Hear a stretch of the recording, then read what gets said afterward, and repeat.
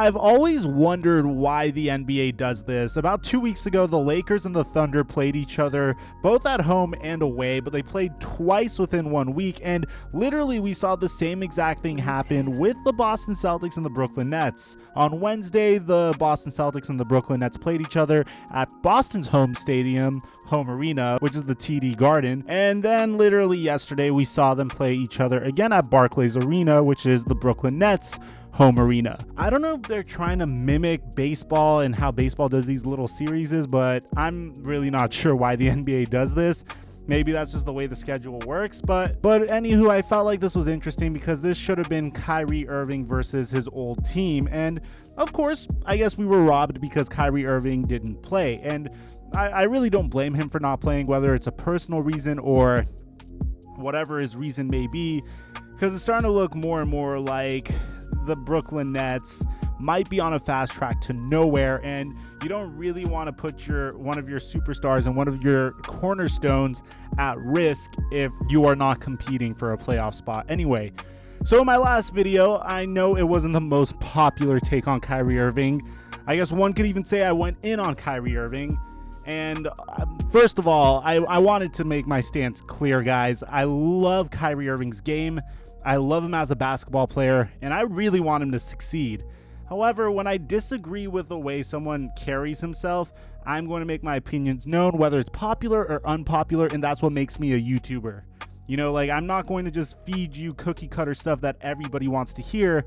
Rather, I'm going to give you my own opinions, and this is the barbershop of YouTube. If you disagree respectfully, and if one of the things I said drove you so nuts that you want to unsubscribe, then unsubscribe. But this is the barbershop of YouTube. I literally encourage everyone to let their opinions be known. They faced each other, the Celtics and the Nets faced each other twice in the span of 3 days. So there's been some time to have the drama brew over. The very first night, you heard a bunch of Celtic fans booing and saying, "Where is Kyrie?"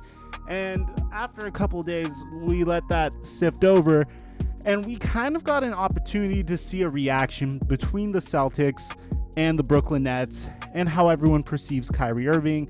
And we actually got an idea of how he is perceived as a result of him not playing and how he's perceived currently by his former team. Now, very quickly, before we jump into this, guys, a lot of my videos have been getting copyright claimed, so there's a good chance I make zero money off of this at all. So if you want to support my content, my Patreon's in the description down below. We're going to start uploading exclusive content over to Patreon, and I'm also going to start uploading exclusive content to my IGTV. So a link to both of those are in the description down below. It's both Theflightmike if you want to support me, by all means. But if you also are new to my channel and you haven't subscribed yet, be sure to hit that sub button, turn on notifications, and you will always get the best and most interesting NBA content and news. So Kyrie Irving, of course, didn't play, and the very first person that came to my mind whenever they met with one another is, of course, Jason Tatum. Now, Jason Tatum, I guess you could say, is the new, I wouldn't say he is, but he is going to be one of the future faces of the Boston Celtics. I'd say the current face is a mixture of him and Kemba Walker and Jaylen Brown. And it was very interesting because I feel like one of the weird storylines that were going on was Kyrie Irving did not like the fact that Jason Tatum was taking over during his first year with the Boston Celtics during that playoff run. He may have been a little bit bitter. That's at least the narrative that I understood from mainstream media. But they did, and I have to give my props and my kudos to the Boston Celtic players, because Jason Tatum comes out, and literally the very first thing you see is these two are embracing like they're freaking brothers, man. They're embracing like they missed each other. It's almost as if like Kyrie Irving literally just got sent away for like a year and a half, and Jason Tatum is seeing him for the very first time. And like, I have never seen such a warm embrace. You also see Marcus Smart going in there, showing Kyrie Irving love. And Kemba Walker, even his replacement, is going and showing Kyrie Irving love. and giving him a hug. Now, again, something to bear in mind, of course, guys, is the fact that the NBA now is a little bit different than the NBA years ago. Most of these players are all friends with each other, except Joel Embiid and Karl Anthony Towns. Apparently, they hate each other. Maybe Karl Anthony Towns has been getting into a lot of fights this year in of itself, but you get what I'm saying. Most of these players are all very friendly with each other and buddy-buddy with each other. So you see Marcus Smart giving him a hug, and after the game, you hear Smart saying that there are no hard feelings. Like, I didn't go to hug Kyrie Irving just to get on TV. That's two guys that are trying to make a living for their family, being professional athletes. That's my brother. Regardless of what he did, you know, he works hard. And quite frankly, and I believe we could all agree with Marcus Smart on this, and quite frankly, I'm really honestly tired of hearing about Kyrie. Kyrie is no longer with the Boston Celtics, and it's a slap to everybody on this team to keep hearing Kyrie Irving's name, because every last one of these guys has put in the work, and we continue to put in the work. And we're still here, we're still competing, but yet everybody, including the Boston fans, want to talk about Kyrie. Let's talk about the Boston Celtics, and I could agree with Marcus Smart 100% on this, because the Celtics are absolutely killing it this year. They are one of the top teams in the East, and they've literally rewritten the narrative surrounding them after losing Kyrie Irving in free agency. And that should be what we're talking about. The fact that the Celtics are killing it. The fact that they're playing great basketball.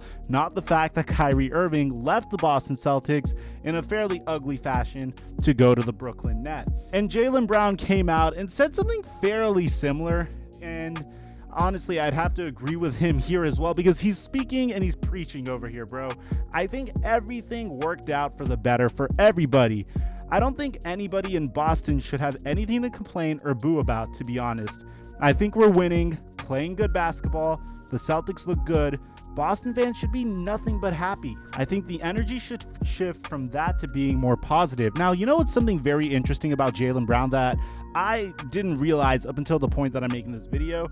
Jaylen Brown has been around for the Isaiah Thomas era, the Kyrie Irving era, and now the brand new Kemba Walker era. And I do agree with them in the sense that the Celtic fans should have nothing to boo about, because clearly they're a better team without Kyrie. Clearly the chemistry didn't work out between Kyrie and the Celtics, or for whatever reason, Kyrie's head wasn't in it. A lot of my subscribers even went out to say that he just lost his love for the game of basketball. And I guess we have to respect that, although I could never sympathize with that. I've never had a situation where my personal life made me lose the love for something, but everybody is different and we have to respect that. But at the same time, you have to understand that Boston Celtic fans, and I keep saying this every time I mention the Celtics, so you guys don't think I'm a Celtics fan. I'm a diehard Laker fan. But at the same time, imagine if your favorite player, as you're a Celtic fan, literally sits down and is in the middle of the court and says on a microphone during a home game that he is staying in Boston.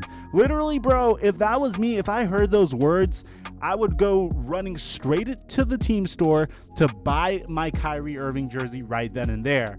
So in that sense, I could understand why Boston Celtic fans are still a little bit bitter. And in that sense, I do think that Kyrie Irving in a system, if Brad Stevens was able to get the most out of him, would be a much better player than Kemba Walker. But that's not the narrative at this point. It doesn't matter anymore because he is gone and Kemba Walker is the new face. Now, the head coach of the Boston Celtics, Brad Stevens, weighed in on this as well. And Brad Stevens is literally singing a similar tune as Jaylen Brown did, and of course as Marcus Smart did.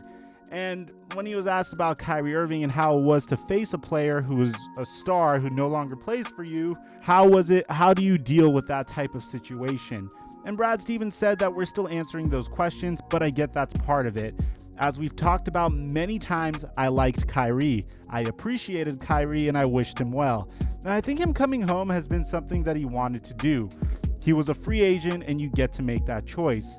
And we can't do anything but respect that and be happy for him. And I really have to give props to Brad Stevens for taking the high road here, because at the end of the day, you have to thank LeBron James for this, and I guess you could even thank Kevin Durant for this. Player empowerment is a real thing. You no longer owe your loyalty to a franchise for the entirety of your career.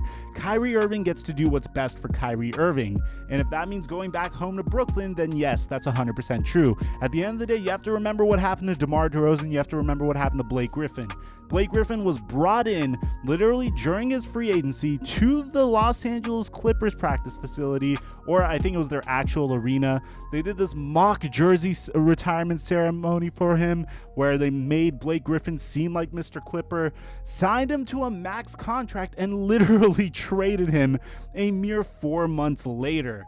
DeMar DeRozan was shipped off for Kawhi Leonard, and that broke his heart after he decided to commit his contract and the rest of his career to being a Toronto Raptor. So at the end of the day, it is a business, and each entity, whether it's a team or a player, must do what's best for them. So at the end of the day, Boston may have thought that Kyrie Irving staying in Boston is what was best for Boston. But at the end of the day, one must ponder if this is how it was meant to be for a reason. Boston doing Boston and Kyrie doing Kyrie, separating may have been a good idea for both entities, and we have no choice but to respect that.